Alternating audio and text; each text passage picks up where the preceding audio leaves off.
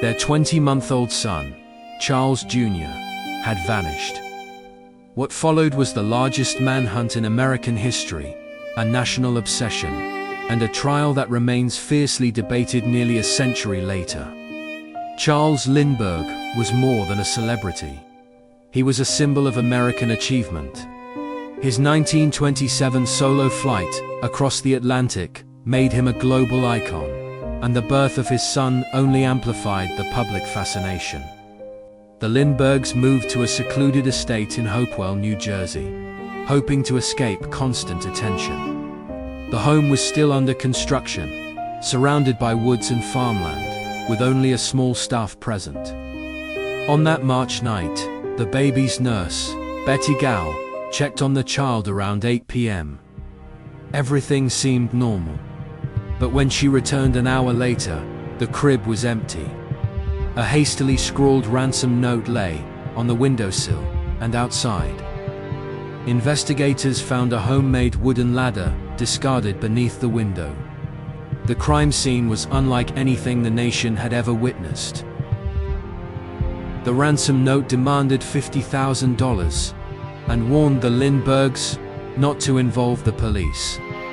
Its strange spelling, unusual phrasing, and distinctive symbol, 2 circles, a hole, and 3 red lines, immediately stood out. Lindbergh, overwhelmed with grief and determined to act quickly, took control of the investigation himself.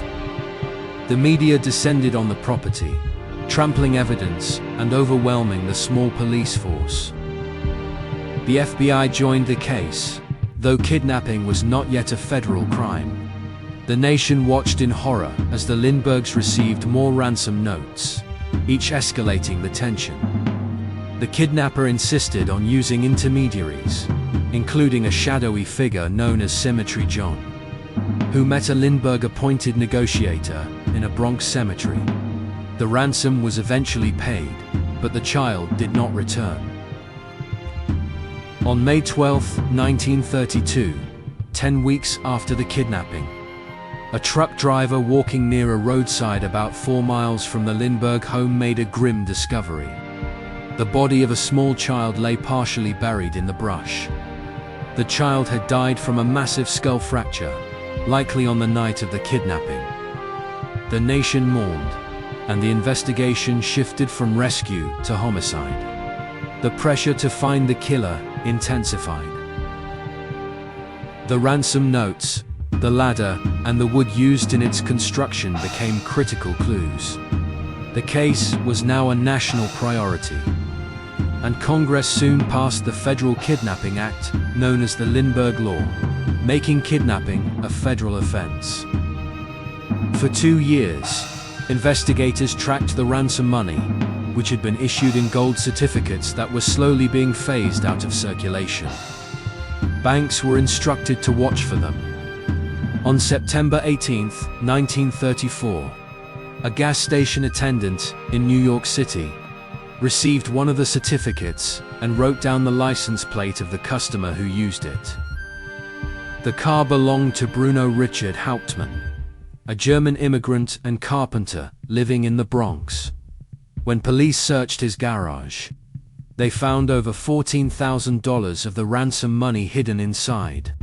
Hauptmann insisted the money had been left with him by a former business associate, but investigators quickly focused on him as the prime suspect. The case against Hauptmann was built on several pillars. Handwriting experts claimed his writing matched the ransom notes. Wood analysis, later considered controversial, suggested that a missing board from Hauptmann's attic matched the wood used in the kidnap ladder. The ransom money found in his possession was the most damning piece. Hauptmann denied involvement, maintaining his innocence until his death. But the public, still grieving and desperate for justice, saw him as the villain. The trial became a media spectacle, drawing reporters from around the world. Lindbergh himself testified, identifying Hauptmann's voice as similar to Cemetery John. The prosecution painted a picture of a lone criminal who had targeted America's most beloved family. The trial began in January 1935 in Flemington, New Jersey, and quickly became one of the most sensational court cases in American history. Crowds gathered outside the courthouse daily. Inside, the atmosphere was tense and theatrical. The prosecution presented its evidence with confidence, while the defense struggled to counter the emotional weight of the case. Hauptmann's attorney argued that the handwriting analysis was flawed, that the wood evidence was circumstantial, and that the ransom money had been planted or inherited. But the jury was unconvinced. On February 13, 1935, Bruno Hauptmann was found guilty of first-degree murder. He was sentenced to death. Hauptmann was executed in the electric chair on April 3, 1936. He refused to confess, insisting he had no role in the kidnapping. His wife, Anna Hauptmann, spent the rest of her life fighting to clear his name. Over the decades, journalists, historians, and legal experts have re-examined the case, pointing to inconsistencies, questionable police tactics, and the possibility that Hauptmann did not act alone, or may not have been involved at all. The Lindberghs, devastated by the tragedy, withdrew from public life. They later moved to Europe, seeking privacy and distance from the relentless attention.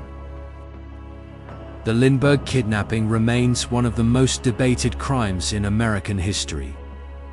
Critics argue that the investigation was chaotic, the evidence mishandled, and the trial influenced by public pressure. Some believe the latter was too complex for a single person to build and use, without assistance. Others question the reliability of handwriting analysis, which has since been scrutinized in modern forensic science. The ransom notes, the mysterious intermediaries, and the timeline of events continue to fuel speculation.